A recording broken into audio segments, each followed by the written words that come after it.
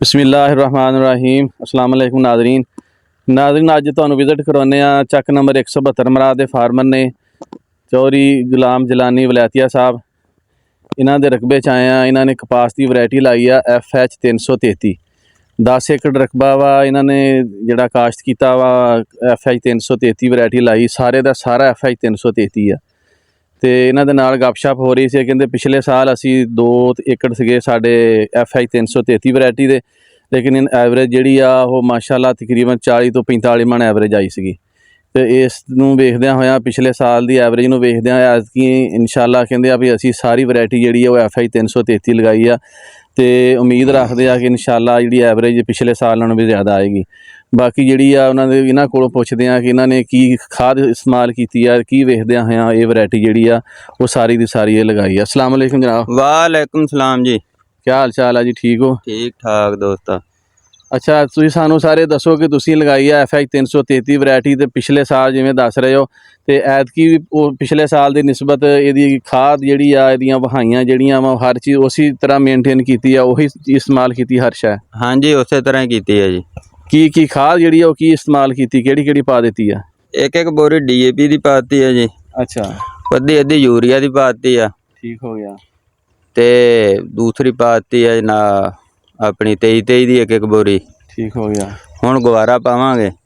ठीक हो गया। हर बारी कोई ना कोई खाद पाई जाने जी, नाल होमियोक एसिड अपना सल्फर पाई जाने। सल्फर कितना पाया फी एकड़? सल्फर 1-1 किलो पाया। अच्छा, पैकेट एक हुण पावांगे। ठीक हो गया। ते कोई या दूसरा होमियोक एसिड पा रहे हैं। ठीक नाज़रीन, इन्हां दी वैरायटी जिहड़ी इन्हां लगाई है FH 333 दरमियानी काश्त आ। हुण जिहड़ा वा ओह कपास ने जिहड़ा वा ओह फ्रूटिंग शुरू की आ, फल लैना शुरू किया हुण।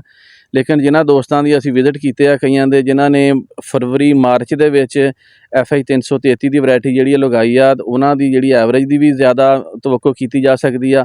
तकरीबन उन्हां दे 10 तो 15 20 टिंडे जिहड़े ओह बने आ। तो इन्हां दे मैं चैक किया वा, तकरीबन इन्हां दे 5-5 7-7 टिंडे बने आ, क्योंकि इन्हां दी अप्रैल मई की काश्त आ। तो इस तरह ये FH 333 की यही खूबी है कि इनू जिहड़ी अगेती जिन्नी होएगी इहदी काश्त होएगी उन्नी इहदी एवरेज जिहड़ी आ वो ज़्यादा हुंदी आ। तो असीं उम्मीद रखते हैं इंशाअल्लाह इन्हां दी एवरेज पिछले साल की निस्बत ज़्यादा आएगी। बाकी जिहड़ी आ वो दारोमदार जिहड़ा वा वो मौसम ते भी हुंदा वा। बहुत ज़्यादा बारिशां दे विच कोई भी फसल आ वो जिहड़ी खसूसियत नरमा वा कपास आ ये जिहड़ी आ ये बहुत ज़्यादा डिस्टर्ब हुंदी आ। तो यह 2 बारिशां हो गई वा, फसलां माशाअल्लाह बहुत अच्छियां वा, कपास की फसल इन्हां दी माशाअल्लाह बहुत अच्छी आ। बाकी उम्मीद करते हैं कि इंशाअल्लाह जिहड़ी आ वो एवरेज पिछले साल नालों ज़्यादा आएगी। हाँ जी नाज़रीन, तुहानू स्प्रे के बारे च दसदे आं कि इन्हां ने पिछले साल जिहड़ी वो स्प्रे किन्नियां स्प्रेयां कीतियां ते इस दफ़ा जिहड़ी वो हले स्टार्ट कीती कि नहीं कीती। ये सारे सानू दस्सिओ भी पिछले साल तुसीं FH 333 जिहड़ा लगाया सी इहनूं किन्नियां स्प्रेयां कीतियां सीगीਆਂ? पिछले साल असें जी 5 तो 6 स्प्रेयां कीतियां सी। अच्छा, ऐतकी शुरू की है स्प्रे कि नहीं हले? ऐतकी हुण पानी ला के शुरू कर देनी आ। शिकायत हुई आ मक्खी ते तेला आया, एडा ज़्यादा निगा लेकिन आया। हुण स्प्रे शुरू करांगे, फिर 8 दिन स्प्रे हुंदी रहेगी। देखो मौसम के लिहाज नाल किन्नियां हुंदियां इस वारी। ठीक हो गया। नाज़रीन, जिमीदार की जिहड़ी आ वो रोज़ी जिहड़ी आ वो कुदरती लिहाज नाल, बारिशां दे लिहाज नाल, मौसम के लिहाज नाल ये बड़ा फर्क पैंदा वा। बाकी इस दफ़ा हले तक जिहड़ा मौसम आ बड़ा सूटेबल आ कपास वास्ते। बहुत ज़्यादा बारिशां नहीं, हल्कियां जिहियां 2 बारिशां होईयां जिहदे नाल माशाअल्लाह नरमे जिहड़े आ हरे भरे नज़र आउण डए आ ते जिहड़ी फ्रूटिंग शुरू हो गई आ।